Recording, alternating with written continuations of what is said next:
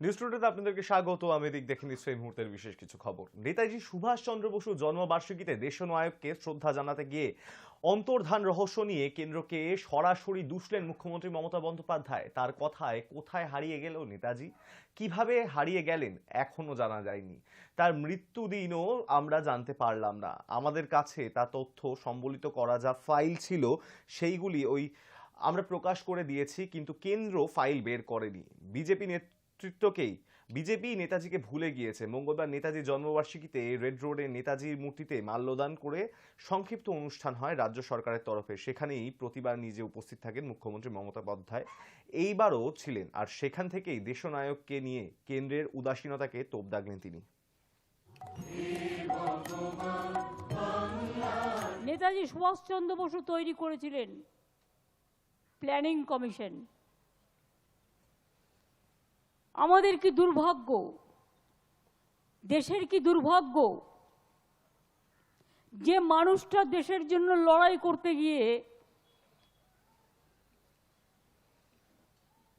দেশকে দিশা দেখাতে গিয়ে কোথায় যে হারিয়ে গেলেন আজ পর্যন্ত আমরা জানতে পারলাম না। তার জন্মদিনটা জানলেও মৃত্যুদিনটা আমরা জানি না। এই চিরা অমাবস্যার ঘোরতর অন্ধকারে লুক্কায়িত আছে লজ্জিতভাবে। সেম আমাদের গভর্নমেন্ট আসার পর আমি 64টা ফাইল আমাদের কাছে ছিল। সে সময় ব্রিটিশ আমলে যত করেসপন্ডেন্স হয়েছে বা আমাদের গ্রেট লিডারের ব্যাপারে যে তথ্য ছিল, আমরা সেটা পাবলিক ডোমেইনে নিয়ে এসেছিলাম। বেআইনিভাবে নিজের স্ত্রীকে শিক্ষক পদে চাকরি দেওয়ার অভিযোগ উঠেছিল স্কুল সার্ভিস কমিশনের পশ্চিমাঞ্চলের চেয়ারম্যান শেখ সিরাজ উদ্দিনের বিরুদ্ধে। মুর্শিদাবাদের গোথা হাই স্কুলে ভুয়ো শিক্ষক নিয়োগে তদন্তে নেমে এমনই চাঞ্চল্যকর তথ্যের হদিশ পায় রাজ্যের তদন্তকারী সংস্থা সিবিআই সূত্রে খবর, 2011 সালে পরীক্ষা দিয়েছিলেন সিরাজের স্ত্রী জেসমিন খাতুন এবং 2015 সালে সেই চাকরির প্যানেলের মেয়াদ শেষ হয়ে যায়। কিন্তু মেয়াদ উত্তীর্ণ প্যানেল থেকেই 2019 সালে চাকরি পেয়ে যান স্ত্রী জেসমিন। বাঁকুড়ার শালিডাহি কলেজের অধ্যাপক শেখ সিরাজ উদ্দিনকে নিয়োগ দুর্নীতি অভিযোগ নিয়ে সোমবার কলকাতা হাইকোর্টে তোলা হয়। বিচারপতি বিশ্বজিৎ বসু অভিযুক্তকে শীঘ্রই তার পদ থেকে বহিষ্কারের নির্দেশ দেন।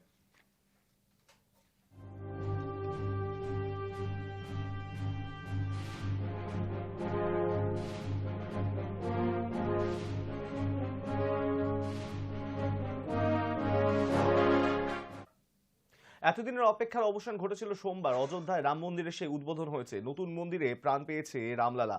সোমবার দিনভর উৎসবে মেতেছিল অযোধ্যা নগরী। সন্ধে নামতেই অকাল দীপাবলি, আর মঙ্গলবার ভোর থেকে সেখানে চিত্র আলাদা।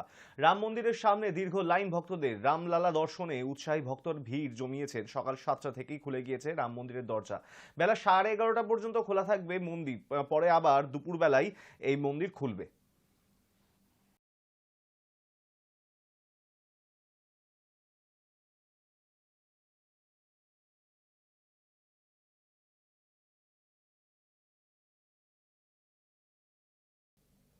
নতুন ভারত গড়তে নয়া প্রকল্প নিয়ে জনতার দরবারে হাজির প্রধানমন্ত্রী নরেন্দ্র মোদী। সোমবার অযোধ্যায় রামলালার প্রাণ প্রতিষ্ঠার পরই প্রধানমন্ত্রী সূর্যোদয় যোজনা শুরু করার নির্দেশ দেন তিনি, এবং সোশ্যাল মিডিয়ায় এই সংক্রান্ত কিছু ছবিও পোস্ট করেন তিনি। এবং তিনি জানান যে কর্মসূচির মাধ্যমে দেশের 1 কোটি পরিবার উপকৃত হবে।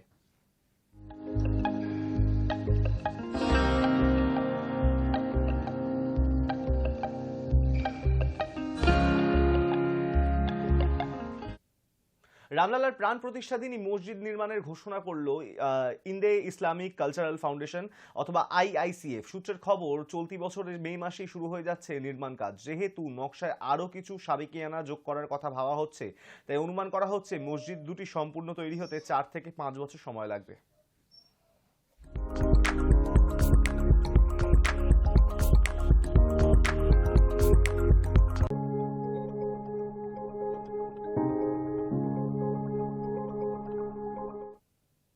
উপাচার্য নিয়োগ নিয়ে পশ্চিমবঙ্গের মুখ্যমন্ত্রী মমতা বন্দ্যোপাধ্যায়ের সঙ্গে আচার্য তথা রাজ্যপাল সিভি আনন্দ বোসের বৈঠক। যে সব সিদ্ধান্ত হয়েছিল তার কোনোটাই রাজ্যপাল রূপায়ণ করেনি বলে আজ সুপ্রিম কোর্টে অভিযোগ তুলল রাজ্য সরকার। সুপ্রিম কোর্টে উপাচার্য নিয়োগ নিয়ে জট কাটাতে রাজ্যের মুখ্যমন্ত্রী ও রাজ্যপাল তথা বিশ্ববিদ্যালয়গুলির আচার্যকে আলোচনায় বসার পরামর্শ দিয়েছিল।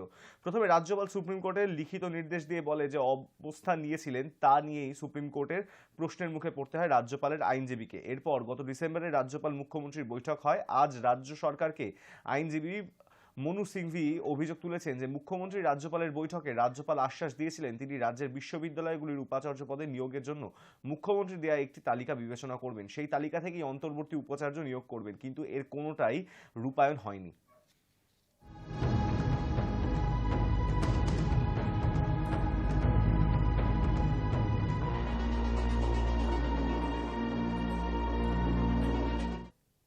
ডিএর দাবিতে অনশনে বসে সরকারি কর্মচারীদের মঞ্চে গেলেন শুভেন্দু অধিকারী। কর্মচারীরা সংগঠন সংগ্রামী যৌথ মঞ্চে দীর্ঘদিন ধরে এই শহীদ মিনারে ময়দানে ডিএতে দাবিতে অবস্থান চালিয়ে যাচ্ছেন। সম্প্রতি তার সদস্যের একাংশ আমরণ অনশনে শুরু করেছেন। মঙ্গলবার সকালে সেই অনশন মঞ্চে পৌঁছে যান বিরোধী দলনেতা।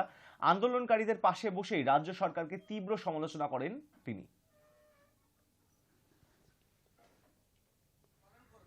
আমি যখন বিধায়ক, আমি তখন রাজধর্ম পালন করি, for the people, by the people, of the people. কখনোই এভাবে করা যায় না। আমি রাম শোভাযাত্রা কাল করেছি, পার্টি ঝান্ডা নিয়ে, বিজেপিকে ভোট দাও বলিনি। আমি আমার হিন্দু সনাতনী, আমি আমার করেছি, আপনি মুসলিম, আপনি আপনার ধর্ম পালন করবেন। কে বা কাকে বাধা দিয়েছে? আমি আমার ধর্মের পড়াই করবো, সাধু সন্তের কথা বলবো, আপনি আপনার নবীর কথা বলবেন, কে আপনাকে আপত্তি দিবে? মমতা ব্যানার্জি একজন কাঙালিনী, ভোট ভিখারিনী। তিনি পশ্চিম বাংলায় এই করে ক্ষমতায় থাকতে চান, সর্বত্র দুর্নীতি করতে চান। এদের যদি কিছু হয় আগুন জ্বলবে,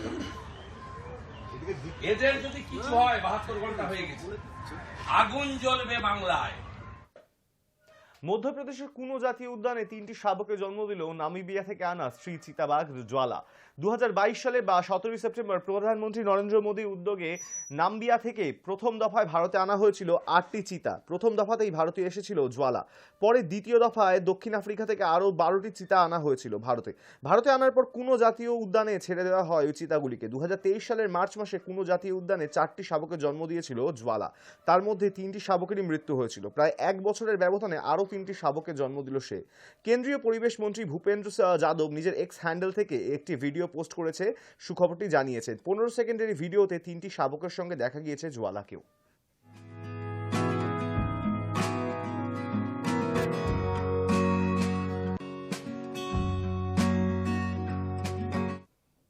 নিউজ টুডে এখন এই পর্যন্তই। দেখতে থাকুন হাই নিউজ, নির্ভীক নিরপেক্ষ।